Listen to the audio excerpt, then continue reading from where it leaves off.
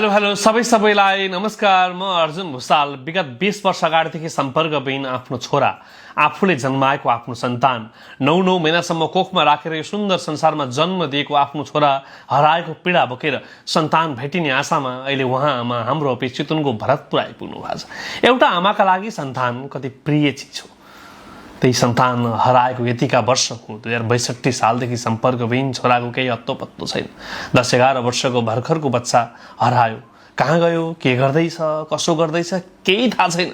अहिले सन्तानको प्रगति देख्ने बेलामा, सन्तानको राम्रो देख्ने बेलामा आज आफूले जन्माएको सन्तान हराएको खबर बोकेर 20 वर्षसम्म पनि त्यही पीडा बोकेर अहिले आमा हाम्रो अफिससम्म आइपुग्नु भएको छ। मैले उहाँको छोराको तस्बिर यहाँ सार्वजनिक गरेको छु।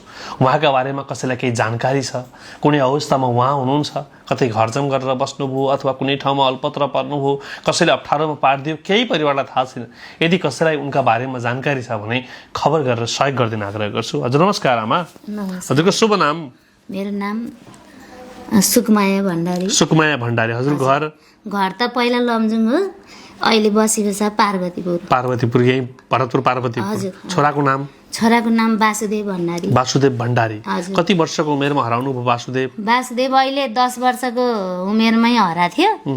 साउनले माघले 10 पुग्थ्यो भने ऊ साउनको महिनामा हराइदियो। आएको 9 महिना। अहिले उहाँ 32 वर्षको हुनुभयो। हजुर। केही हत्तो पत्तो छैन? हजुरको श्रीमानको नाम? श्रीमानको नाम बिर्खबहादुर भण्डारी। बिर्खबहादुर भण्डारी हुनुहुन्न। उहाँ नै हुनुहुन्न। 5 वर्ष भयो। हराउने छोराको नाम के रे? वासुदेव भण्डारी। वासुदेव। वासुदेवलाई केही भन्न मन छ नि? जहाँ भए पनि घर आऊ हैन, आउने जाने गर। बरु आउनु मन, यहाँ बस्न मन नलागेदेखि आउने जाने गर। हामी यहाँ पार्वतीपुर 21 हैन, भरतपुर महानगरपालिका 21 पार्वतीपुरमा अहिले बस्नुहुन्छ। पहिला लमजुङ कुन ठाउँ हो? लमजुङ बेसर भन्दा यतै बेसीसर भकुण्डे पारी। छोरा हराउँदा भकुण्डेमै बस्नुहुन्थ्यो? हैन नि, यही चोक बजारबाट। यहाँ चोक बजारबाट हजुरको छोरा हराएको यहाँबाट? त्यतिखेर हजुरको बसाइ पार्वतीपुर थियो कि थिएन नि? यही भाडामा बसेको। भाडामा बस्नुहुन्थ्यो। हजुर। यी को हुन्? नातिनी हुन्। नातिनी? यिनैको मामा हो हराएको? हजुर, यिनैको मामा हो। कतिजना छोरा छोरी? 3 जना छोरा, एउटा छोरी हो। त्यति बेलाको स्थिति धेरै गाह्रो थियो। आज कमाएर ल्याए भरे खान पर्थ्यो। अहिले राम्रो छ नि? हजुर, अहिले राम्रो छ। 2टा बाबु बाहिर छन्। कान्छो र जेठ हो। कान्छाको नाम के हो?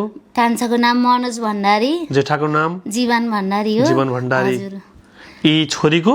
छोरी मधु भण्डारी हो। अहिले बिहा गरेपछि लामिछानी भइछन्। बिहा गरेर दिइसके नानीलाई। घर बाबा हुनुहुन्न। जहाँ भए पनि तिमी आऊ घर। के भन्नुहुन्छ? राम्रोसँग वासुदेवलाई के भन्न मन छ?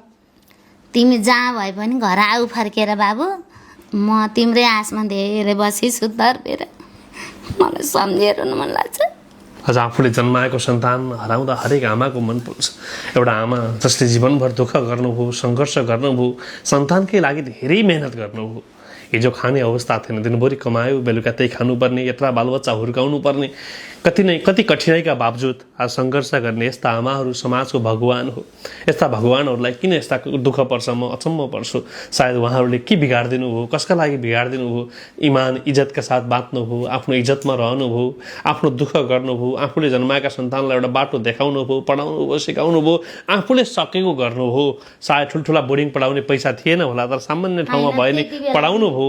यदि दुःखका साथ आज परिवारलाई यहाँसम्म पुर्याउने यस्ता आमाहरू यतिका वर्षपछि पनि सन्तानको पीडा बोकेर आउनु परेको छन्। 2टा छोरा नभएका होइनन्। उनीहरूले गर्नुपर्ने धेरै प्रेम, आमालाई गर्नुपर्ने सम्मान गरेकै छन्, तर जो आफूसँग छैन उसैको यादले सताउँछ। त्यस कारणले म बिन्ती गर्छु, जहाँ हुनुहुन्छ तपाईँ एउटा परिवारको इज्जत हो, एउटा परिवारको भरोसा हो। यी नानीको पनि एउटा मामा, एउटा बच्चा बच्चीका लागि मामा कति प्रिय चिज हो।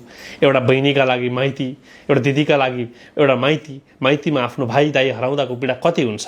सायद जसलाई पर्याछ उसलाई मात्रै थाहा हुन्छ। जहाँ हुनुहुन्छ, जस्तो सुकै अवस्थामा हुनुहुन्छ, परिवारको सम्पर्कमा आइदिन आग्रह गर्छु। उहाँ को हुनुहुन्छ? बहिनी हो कि दिदी? उहाँको बहिनी। हजुरको दाइ होइन त हराउनु भएको? हजुर आउनुहोस् त। नमस्कार है। हजुरको शुभ नाम?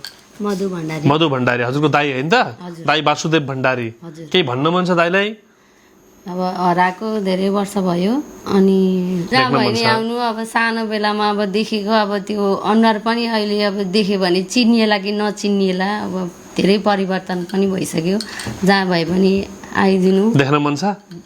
धेरै देख्न मन छ।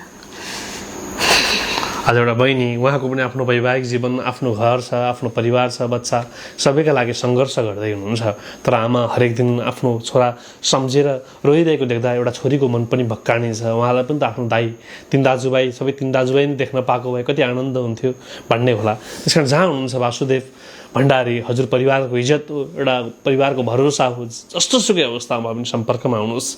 आजसम्म परिवारलाई न लास न सास केही हत्तो पत्तो छैन। लास पनि थाहा छैन, सास पनि थाहा छैन। यो बिचको पीडा भोग्नेहरूलाई मात्रै थाहा हुन्छ। हजुर यदि कतै बस्नु भएको छ, कुनै अवस्थामा हुनुहुन्छ, आफ्नै तरिकाले बस्नु भएको छ, यदि यहाँ आउन मन छैन भने पनि म यहाँ छु, मेरो चिन्ता लिनु पर्दैन भनेर परिवारलाई ढुक्क हुने वातावरण तय गरिदिनु होला। र उहाँका बारेमा कसैलाई केही थाहा छ, कुनै घटना घटेको थाहा छ अथवा केही भएको थाहा छ भने पनि हामीलाई भनिदिनु होला। नजिकको प्रहरी कार्यालयमा खबर गरिदिनु होला। यो मान्छे सबैसम्म प्रवाह गरेर सबैले सहयोग गरिदिन आग्रह गर्छु। नमस्कार।